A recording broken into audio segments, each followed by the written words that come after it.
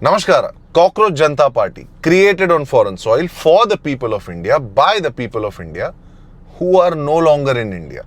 Now I know what you will say. In India, freedom of speech is just a three-letter word. He'll be arrested the moment he lands here, blah, blah, blah. So how is it that people like Varun Grover, Kunal Kamra and Akash Banerjee openly criticize government policies and still walk free in India? According to this narrative of yours, it should be very easy for a powerful lobby to silence them. So why hasn't it happened?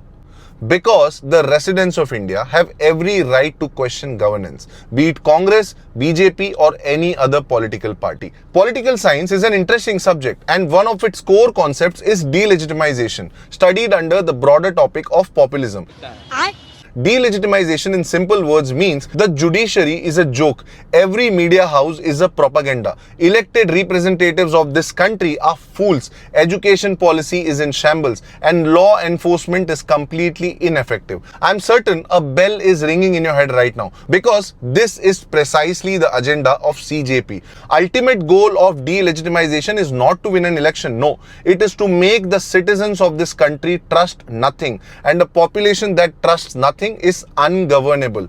You remember Sri Lanka, Bangladesh, Nepal, and I hope you know who our neighbors are and why the world might not want us to win as a country, because we are one amongst top 3 developing countries in Asia based on economic growth, industrial capacity and market influence. लेकिन मुझे लगता है अब कुछ असली काम करने का भी वक्त आ गया है।